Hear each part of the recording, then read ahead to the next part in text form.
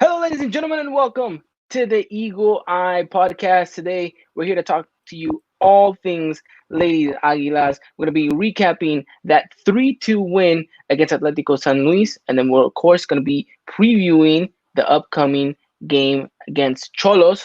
So, as always, let me introduce my co host for today, Brooklyn's very own AJ. AJ, how are you? I'm doing good, thank you. How about you? How's everything over there? Um, Fine. Thursday, we're almost there, almost done with the week, and It's almost almost a time to week. see America play on Saturday, and then of course we got Feminine on Monday. So what a great way to start off a Monday, right? Yes, indeed.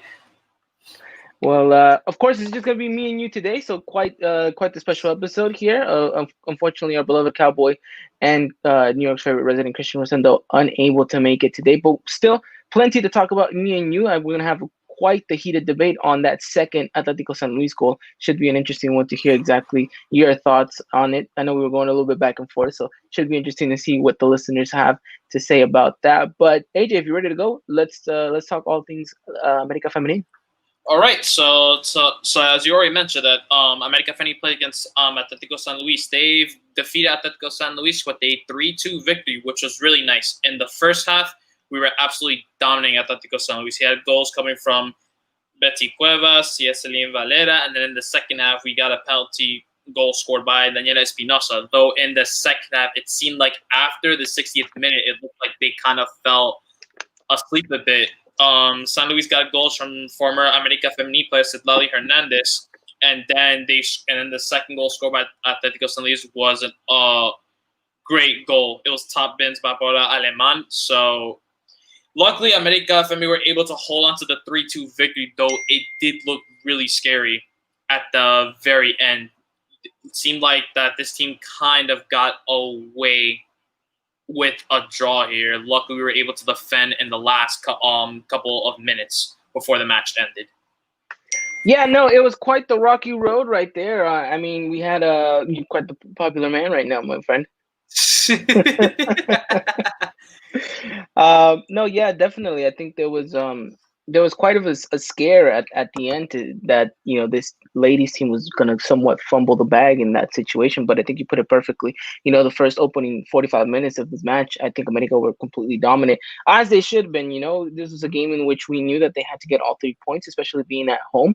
And I think they did a very good job for those first 45 minutes. And then you said around the 60th minute mark, I think the ladies again kind of like in the game against Cruz Azul, you see this kind of tendency of maybe fatigue playing a factor. I think some players looked a little bit more winded than others.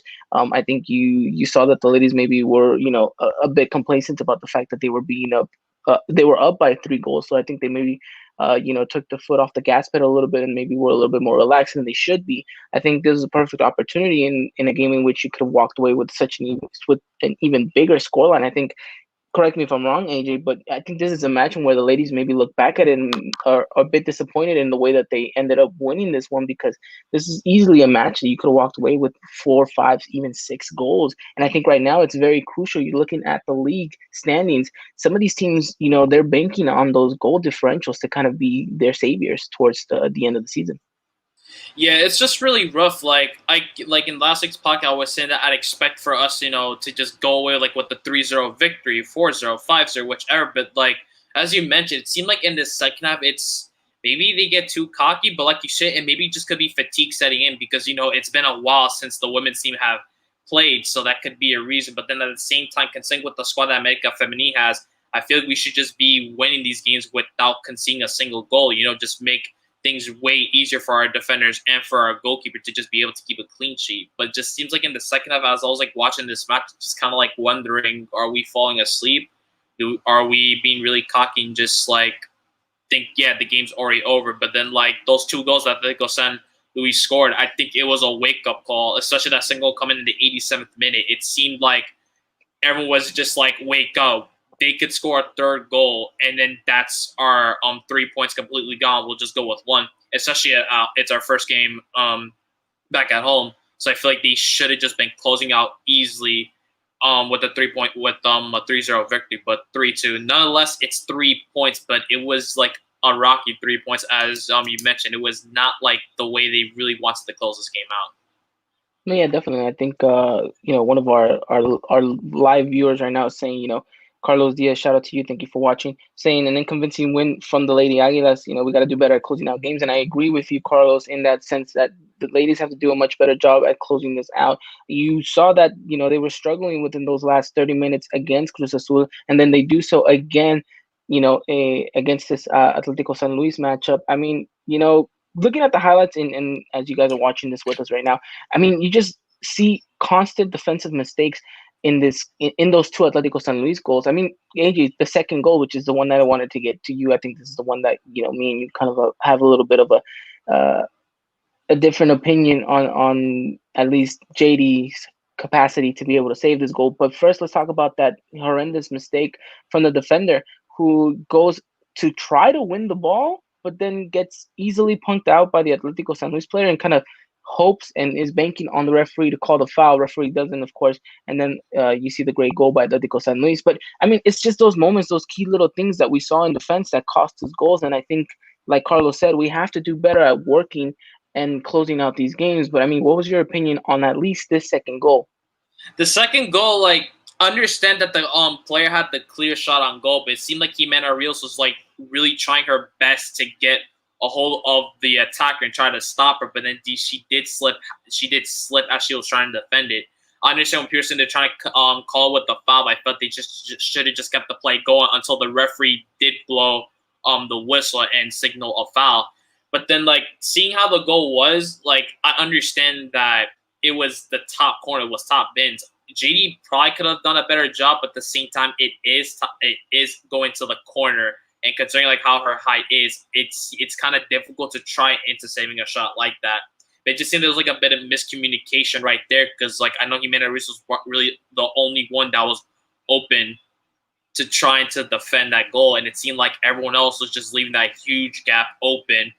And I guess it's just really just allowing just one defender to finish it off. So I really felt like I think Orejel was right there. She could have maybe like tried to assist Jimena Rios by going up front with it to prevent that San Luis player from having a shot at goal.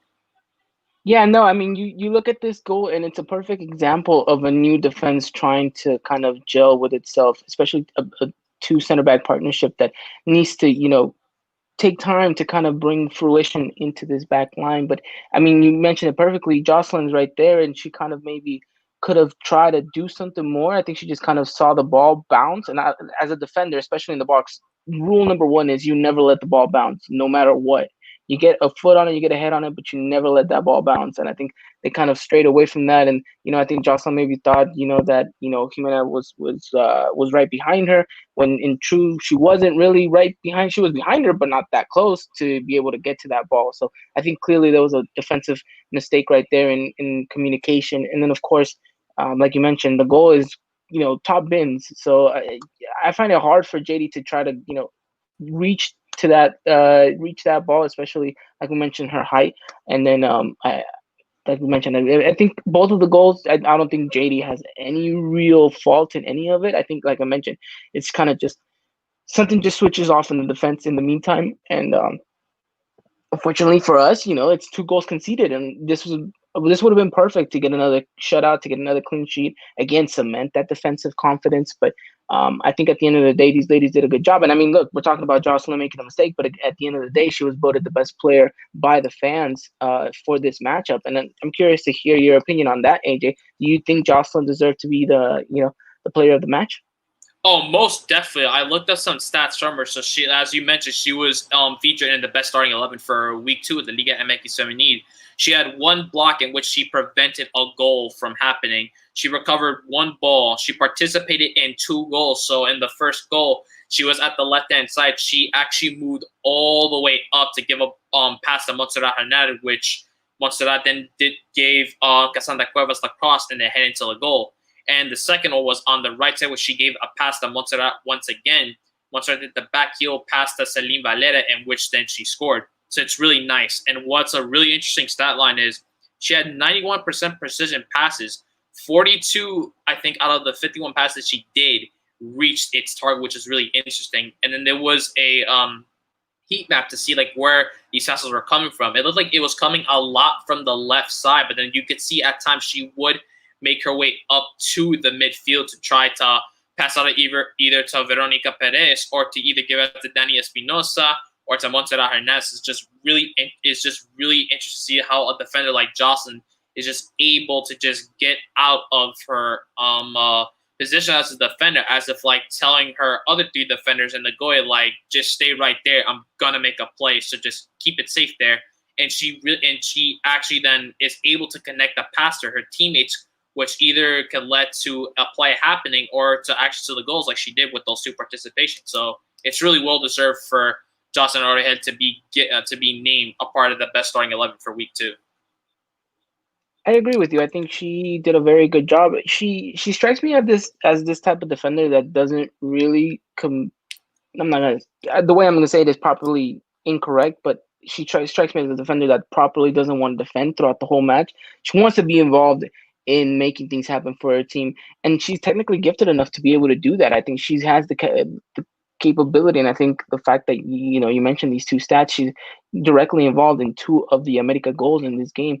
And if you go back and you look at her game against Cruz Azul, she did a lot of movements going forward with the ball, without the ball. I think she was making very good runs, something you don't expect from a center back at all. But I am a little bit hesitant about her kind of exploring the other side of the pitch, because I do wonder what that's going to do to the defense. What spaces are we going to leave, especially when we play teams like Monterrey, like Tigres, like Chivas, teams that are capable of exploiting us if those gaps are left.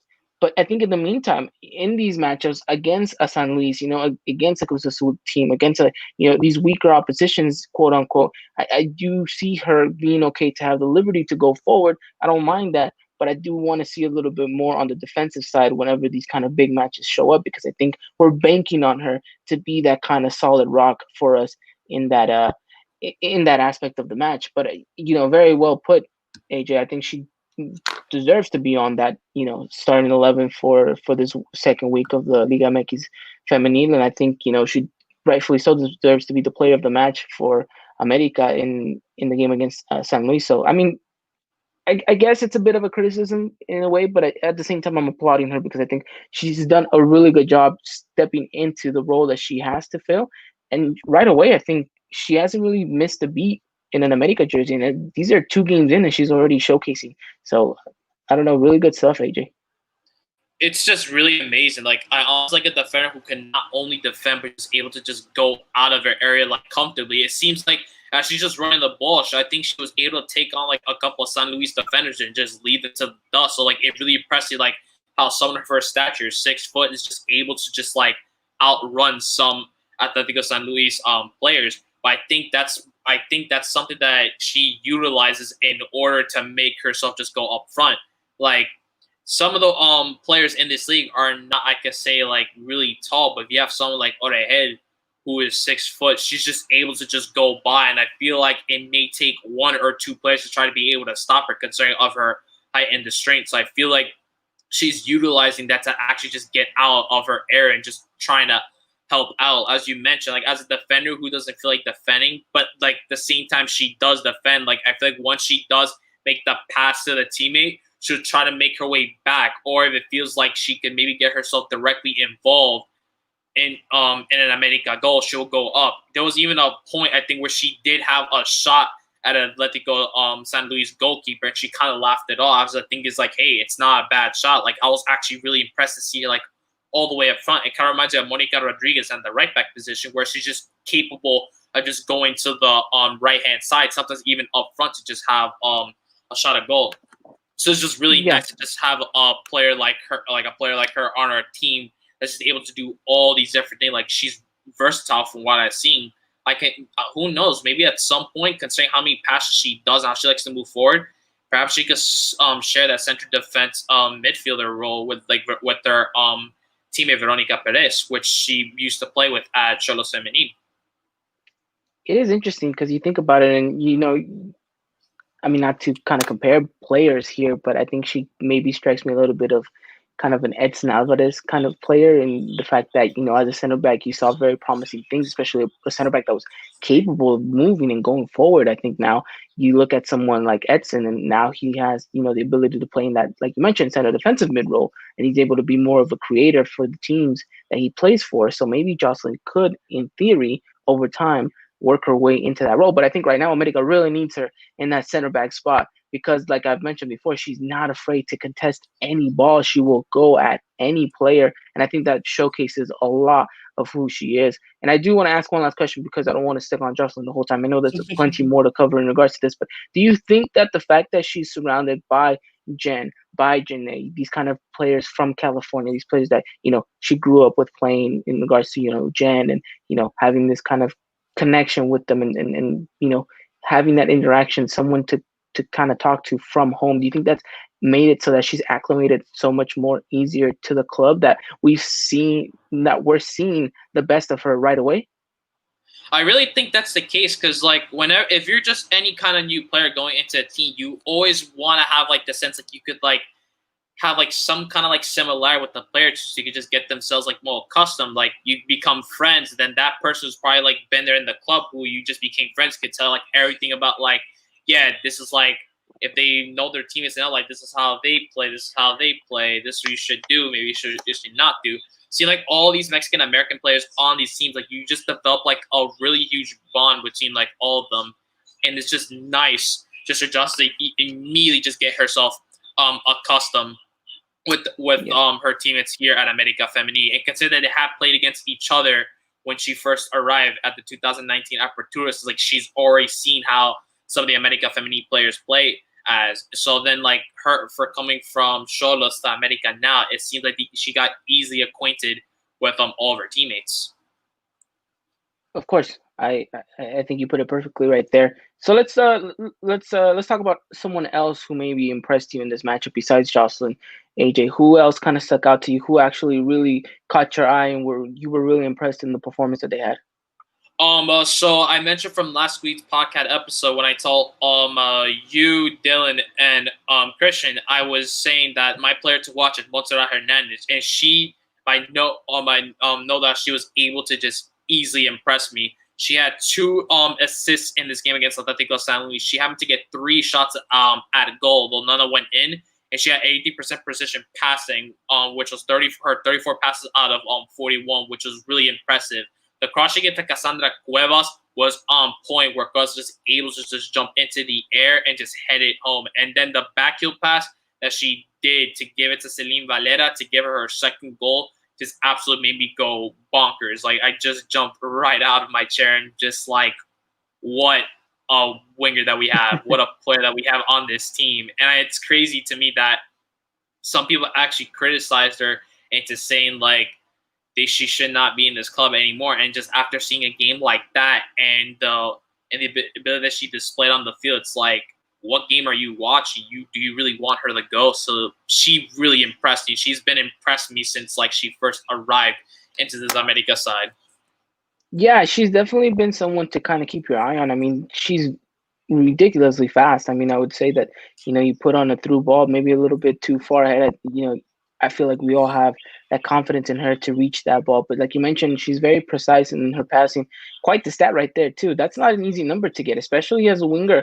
It's not an easy thing to do because you're going to be doing a lot of crossing. So, I mean, that says a lot about her and how precise she was on the day. Like you mentioned, the cross to that header, spectacular pinpoint accuracy right there.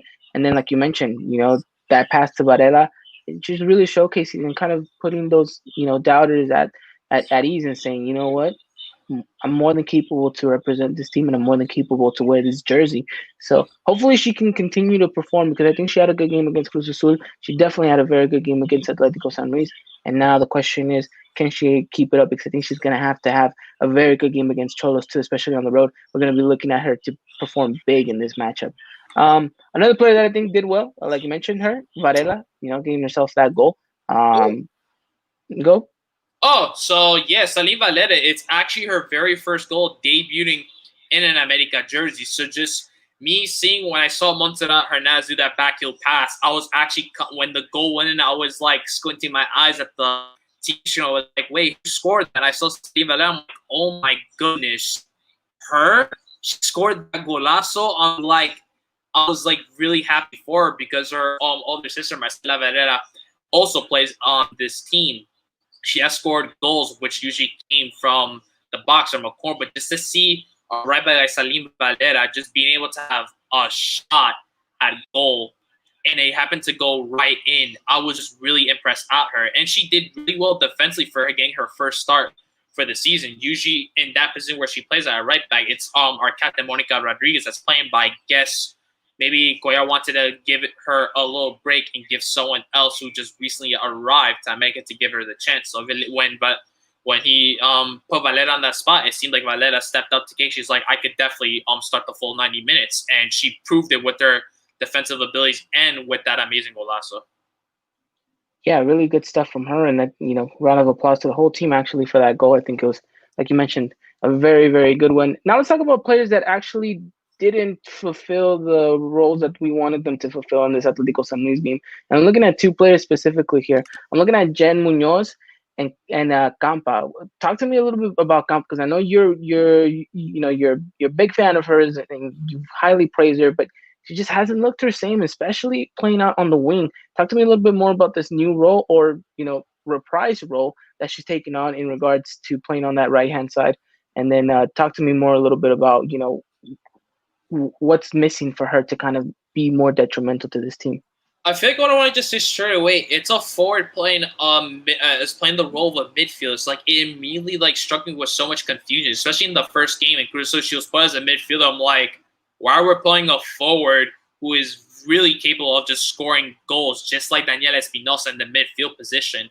I'm thinking to myself, it's like, have they done this in training before? It's maybe during her time in college or where she was playing at, was she able to play as a midfielder? But then, like, just seeing her play in midfield, it's just like, I think she's uncomfortable because there's times where she would pass a ball either too far with, like, too much power in which, like, Montserrat Hernandez is unable to get to the ball or to Dani Espinosa or to anyone that's trying to get to the ball.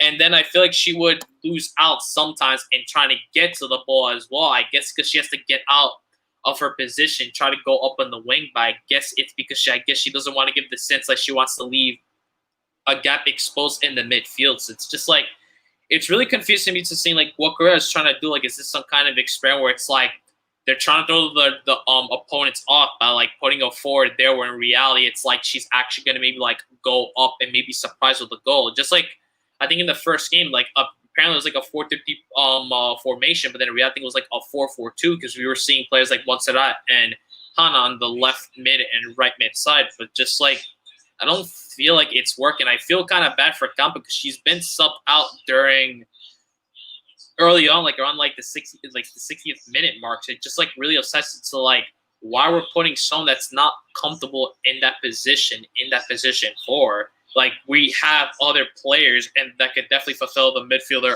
position, but I guess maybe Guerra just doesn't want to put her on. So it's just, I don't know. I mean, you kind of hear what Cuellar has to say in regards to this because it's not we're not the only ones asking this question. They've asked it to him, and he said that she's just reprising a role that she's known and she's played before.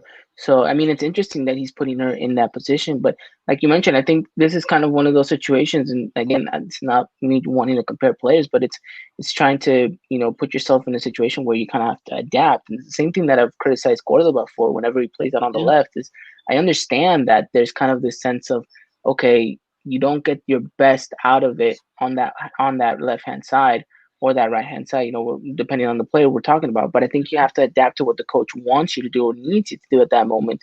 And, she hasn't really stepped up to the plate, and we'll have to wait and see whether she does in this next game. Because I still think that she's going to start next game, regardless of the fact that maybe she hasn't been performing the way we want her to. I think she's fulfilled somewhat of the role very well. And like you mentioned, there's other players that are more suitable that maybe can provide a little bit more. But at the meantime, I think Cuellar is going to stick to it. We're gonna see this team have minimal rotations, hopefully, because I really do want to see a starting 11 gel by like around week 5, week 6. I think we need to start being more consistent around that point. But I think right now, if he starts tinkering, I don't think he's definitely going to take Campa out of the equation just yet. Mm-hmm.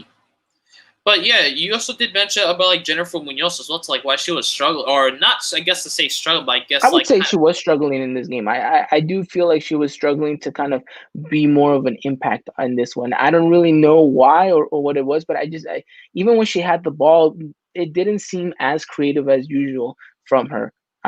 Who knows what it is? Maybe she had an off game, but like we mentioned, these are games where we need her to consistently step up, and she didn't for this one. But fortunately enough, like I mentioned, this team has depth. This team has talent in where if one maybe steps off for a bit, we have other players to kind of carry the weight. But a lot of this weight is shifted on Jen Munoz's shoulders, so she is gonna have to kind of, maybe kind of just ride this wave for this matchup and then pick it up against Cholos. Because like I mentioned, this Cholos matchup, it's not gonna be an easy one. And we're looking at players like Jen Munoz, like Campa, like Jocelyn to come in and make big things happen for America on Monday. so yeah, no, I like you mentioned, I think it was really like an off game for Jennifer Munoz. Like she was getting herself some of the passes, but I felt like we were seeing more of the passes from her teammate Veronica Perez, where she was usually the one just dishing out the passes. Maybe I guess they weren't just. I guess I think the San Luis weren't focused as much as on Jennifer Munoz, or maybe they actually were. Maybe perhaps that's why she wasn't really able to like be as creative or go up front, because we had Cassandra Cuevas or Daniela Espinosa or Montserrat, usually the ones like dishing out the offense at times. I guess maybe this is just like a game where Munoz could be like, just one bad game, like I'll get myself back into the next game against Cholos, or for the rest of the year, like she'll be good again. But I guess it was an off game.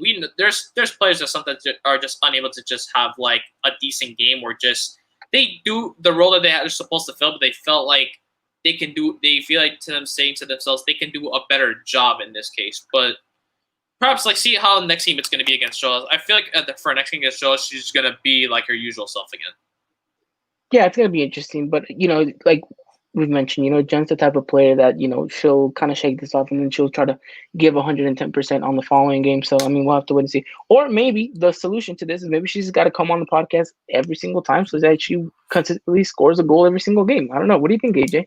I would like that. It will be my first time talking to her as well. So if you need to score a goal or just get back to your A game, just come on to the Eagle Eye podcast. Have a chit There chat. you, there you go, Jen. Formal invitation to come back on the podcast so you can go and start scoring yet again. But no, I mean, in all seriousness, I think at this point, it's an off game, and rightfully so. Every player has the right to those. But it was a little bit odd because I thought that she was going to continue to, have that solid performance like she did against Cruz Azul. And, unfortunately, that just wasn't the case in this match. But like you mentioned, I think she will be back to her old self in no time against this upcoming match against Cholo. So, but AJ, just let's wrap this up. And anything else to talk about in regards to this America San Luis game? I know we kind of dragged on a little bit about maybe some certain players, but I think at the end of the day, the team played well. The 4-3-3 came back, paid dividends. We won, got all 3 points.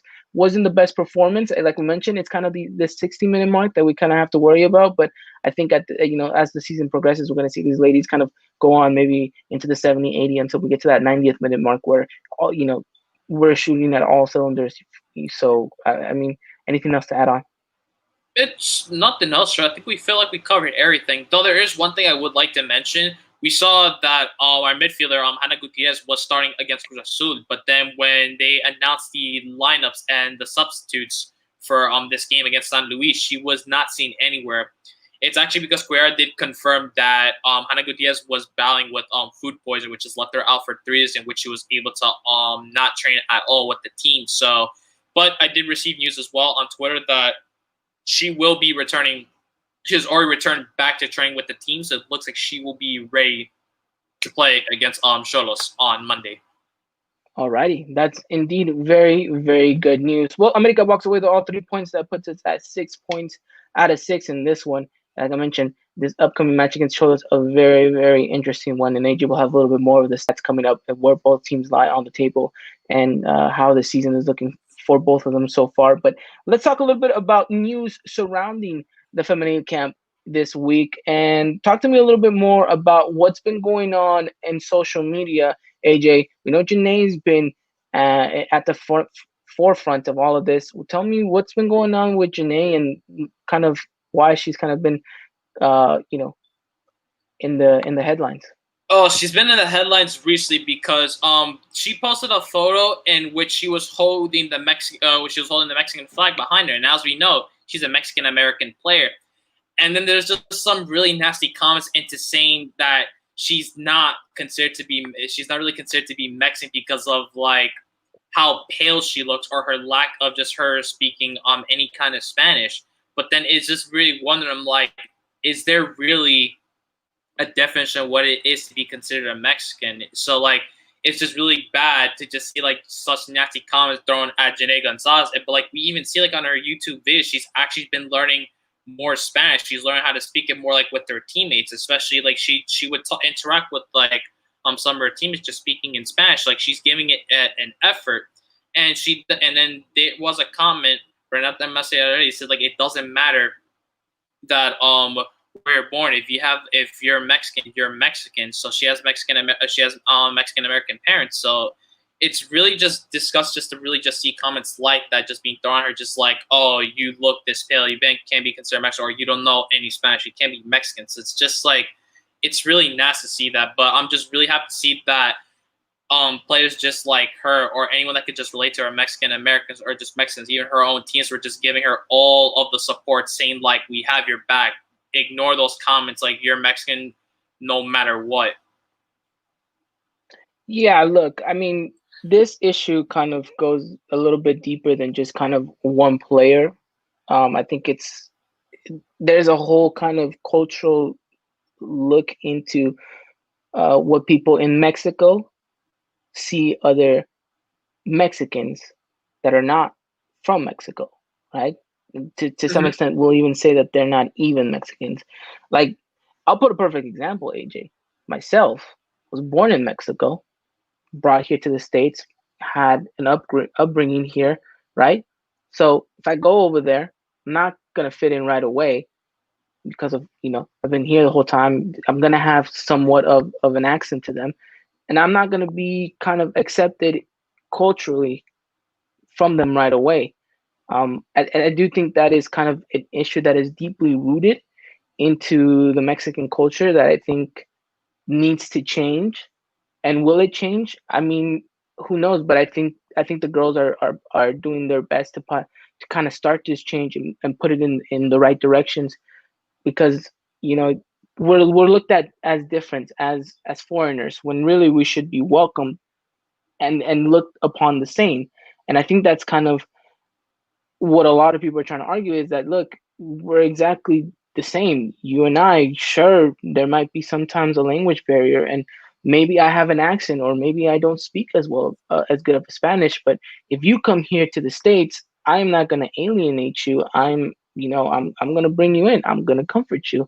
And I think that the roles are a bit reversed for them in the sense. And I mentioned, I'll put a perfect example. Us here at the EY podcast, whenever we were with Resaca America and we would do the live show, you would look at some of the comments, and some of the comments got a little nasty. Like you mentioned, like exactly with Janae, that there was a lot of hate towards us covering the team in English.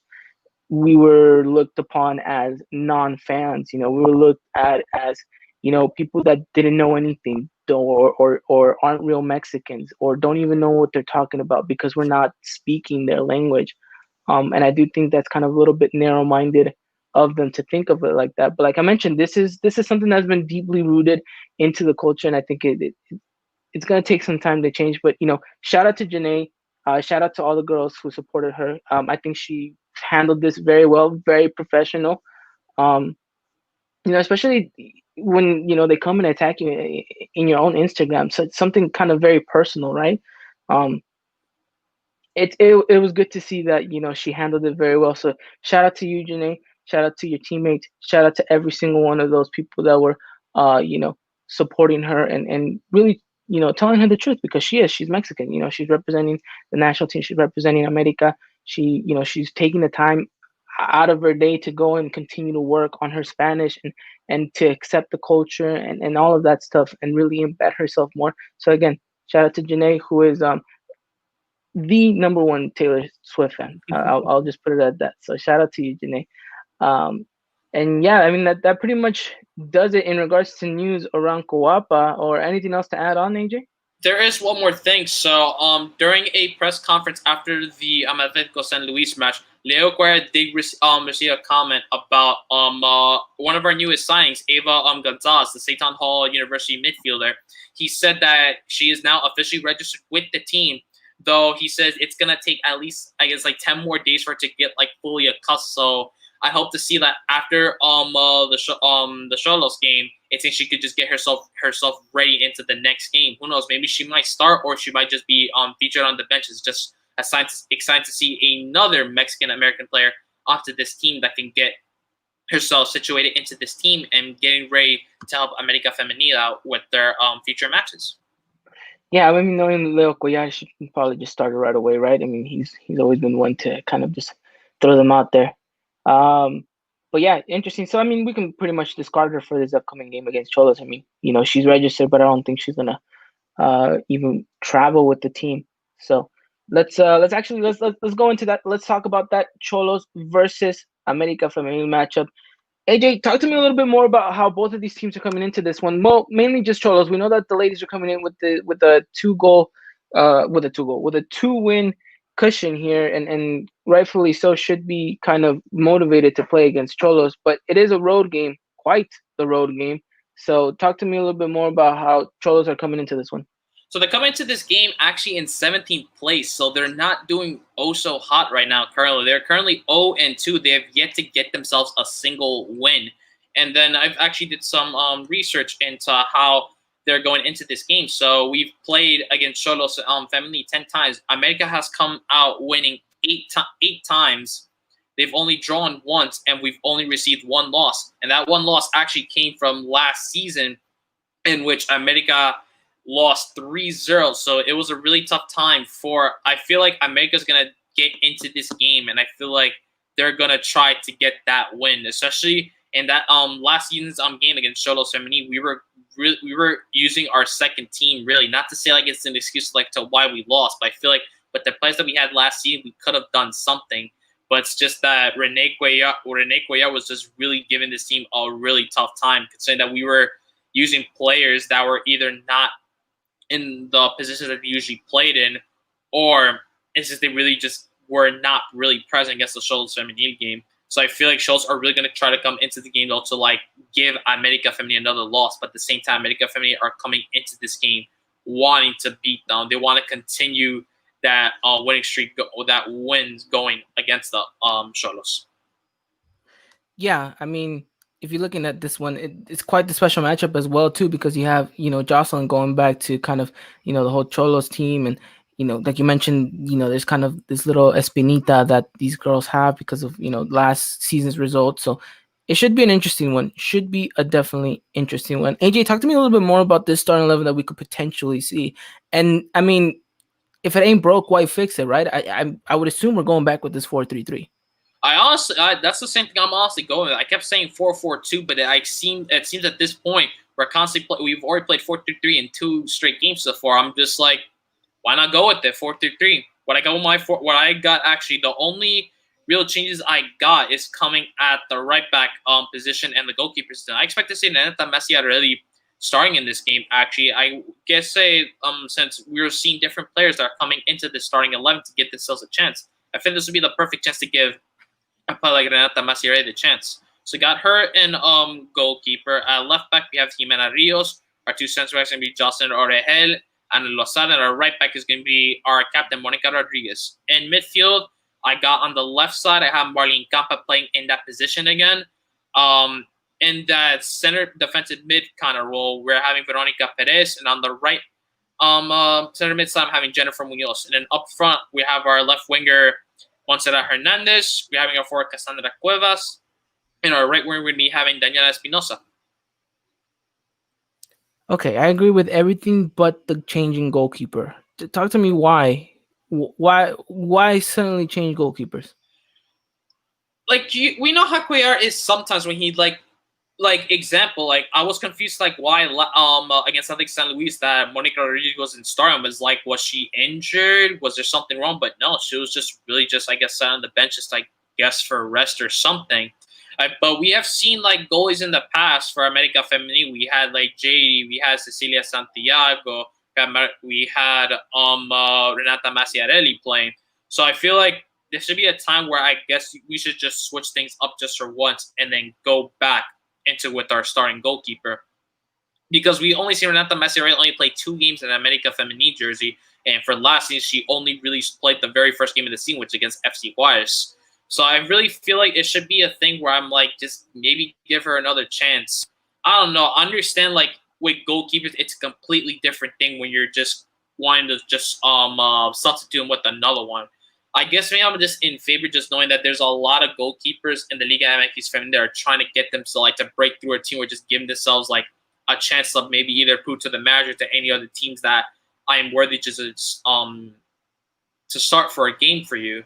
But I just feel like maybe like I feel like seeing Renata Massarelli in train, like she's doing really well, and I feel like a lot of fans would really love to see her play. Not to say JD Gutierrez is doing anything wrong, no doubt about it. She's doing an amazing job, but maybe just give her maybe just like a 1 game break, give Massarelli a go, and then after that just put her back into that starting goalkeeper. What do you think, Ivan? I think it'd be a mistake. I think it'd be a huge mistake to rotate goalkeepers, especially in an away game like Cholos. I think this is a game in which you need kind of all your defense to kind of be in sync, and we've seen from America that they have this kind of lapse in concentration sometimes. So I feel like you need all your starting players in that role. Um, I get where you're coming from in regards to that. We've seen Cuellar be a little bit adventurous sometimes with the rotations, especially with the goalkeeper position.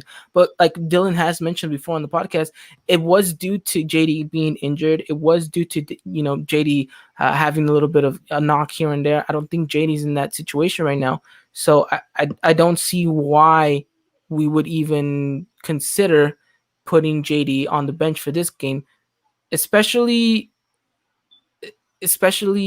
like I mentioned in a road game. It's such a long travel as well. It's not an easy travel to make as well for these ladies. So I would imagine that Cuellar sticks with JD and goal in this one. You know, will we ever see the other goalkeepers play? That's really gonna be up to Cuellar, and it's really gonna have to be depending on the rival. So I mean, it just depends. I think you might be right about that too with JD Gutierrez, because I do know that there are times where she would tweet where it seems like I guess she's responding like not really I guess like truly like respond to the fans like saying something, because I think there was actually one time when they were saying for week 1 where America Fan plays against Cruz, they were naming like who was the best player of the match, Jennifer Munoz or Montserrat Hernandez, and I think JD did put out the Twitter was like kind of saying some kind of comment that I'll make sure that all of you like remember me. So it kind of seemed like she maybe got some kind of jealousy. But then, like you did mention, like last season, we were having Heidi Gonzalez playing that goalkeeper position because JD was injured. But then it seemed like she kind of like started like tweeting sad tweets where it felt like she was maybe going to start losing her goalkeeper position or something. I remember seeing that last season. I'm like, is she okay? And I remember there's like fans like on Twitter comforting her saying like everything's going to be okay. And I told her like, I even too, I was like, same thing, like, don't stress it out too much. I'm like, everything's going to be okay. But I think that's what it was. Maybe because, like, we had Heidi Gonzalez, who was doing amazing for most things that she started in. And I guess, like, the one game that JD did come back to, which she was fully healthy, it was against Xolos, in which they got battered 3-0 completely. So I feel like coming into this year, I feel like she wants to, like, say to the fans and to like to everyone criticize like I'm gonna be your starting goalkeeper whether you like it or not, and I'm gonna prove it to everyone that I'm like the best goalie in America Femenine.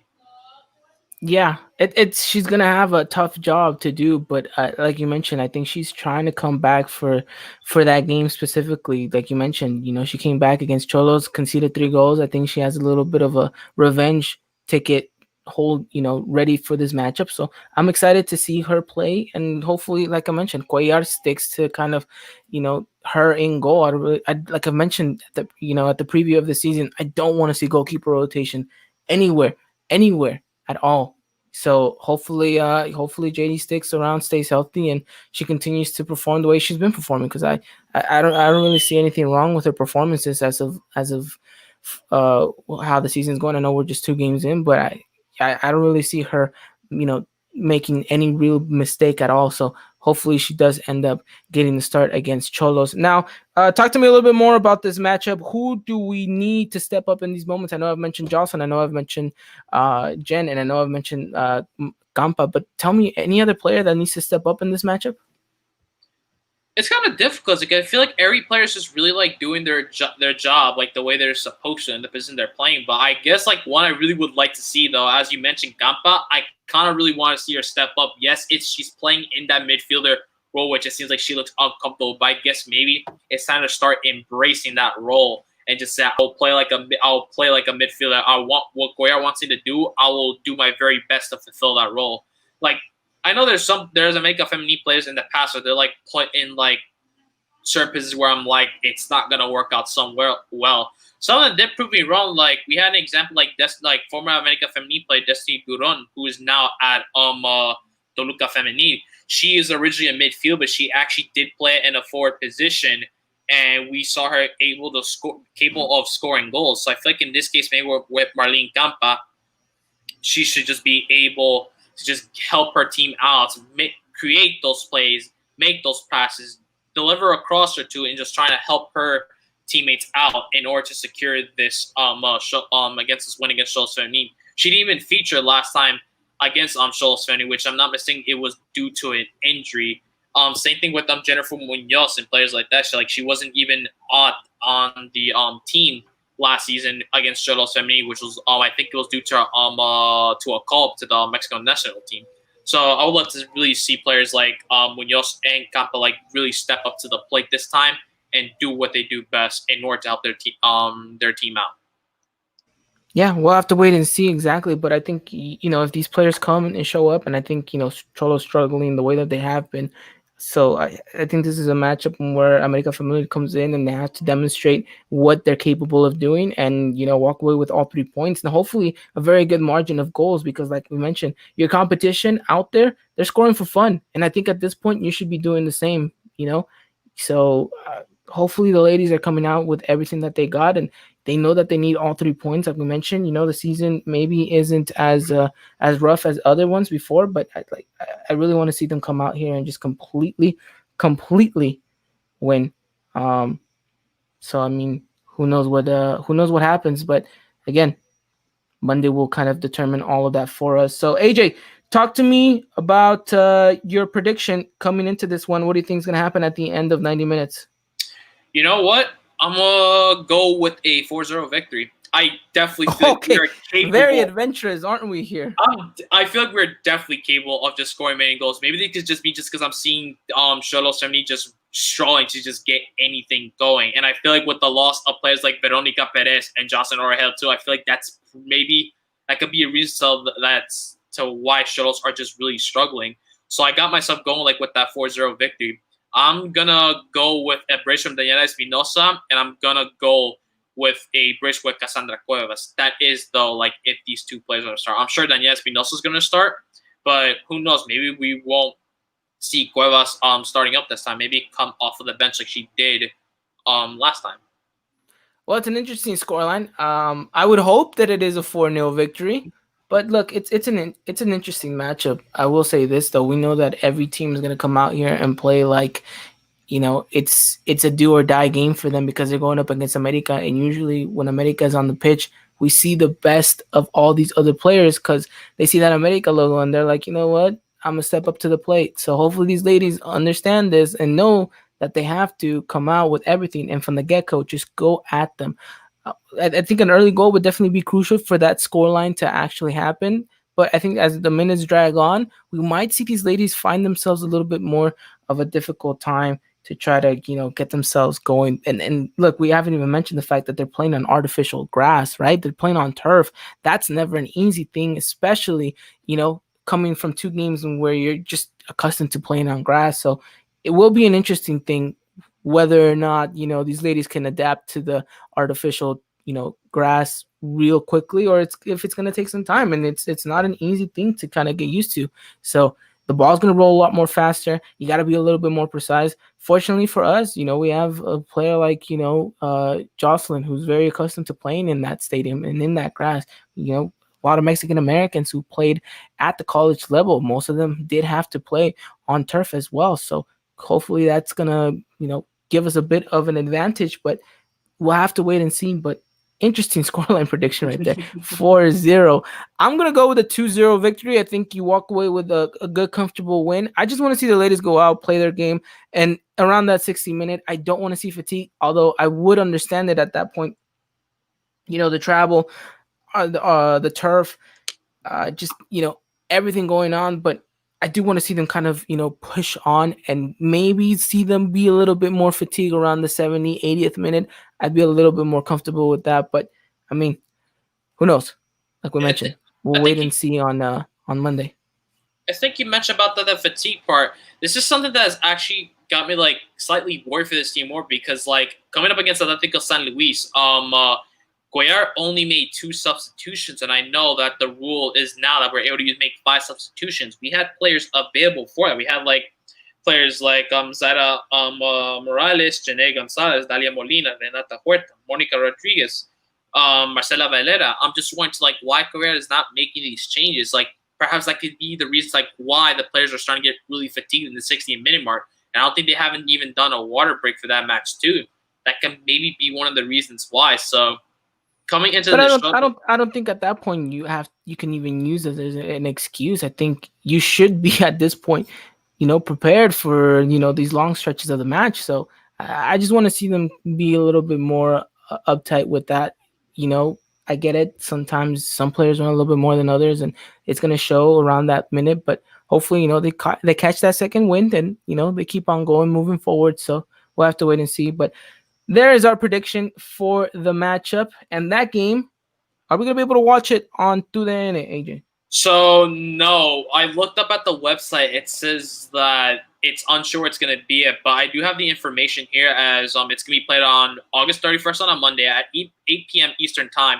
I did happen to see that last season Xolos have uploaded live games of the Xolo Femenines game, so I would assume they do the same thing here where I would just suggest checking up on the Xolos YouTube page and see if they're going to be uploading there because that's what they did last time. You could try to check out on Facebook too, because I know the America Femenil, they only did the preview show, but they did receive a lot of comments. So the moderators on Facebook saying that you should just put the game up here on YouTube or on Facebook, and then in the 12-minute mark, they actually pulled the full game up. So I would just consider just keep checking on Facebook and check the Xolos YouTube page to see if they're gonna upload the games. If so, then that's where you're gonna be able to watch the match. Definitely. Well, AJ is going to be on link hunting duty on Monday. He's going to be very occupied in that. But yeah, he's also going to be able to get you guys up to date with everything going on in regards to Lady Aguilas. So make sure you guys follow us over on Twitter at Eagle Eye Podcast. And if for whatever reason you cannot watch the game, you can always follow it live through our feed on that platform. So again, AJ match is going to be on Monday, August 31st, 7 p.m.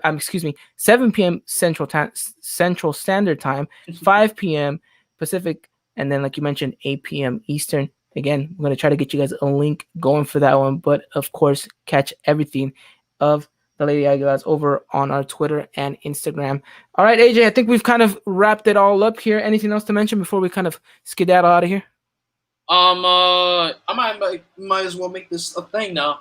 You're an America fan. You love the Feminine. Get yourself a jersey. Put a player from the Feminine on the back of that jersey and support women's soccer, please. Much appreciated. Alrighty then. Okay then. Well, there you guys have it. Again, Twitter, Instagram, at Eagle Eye Podcast, and then we'll be in touch and talk all things Lady Aguilas again next week. And hopefully the ladies have given us quite the scoreline. 4-0, AJ. I'm confident. Huh? They're gonna do confident. It. Very confident. Alrighty then. Well, let's hope that comes to fruition.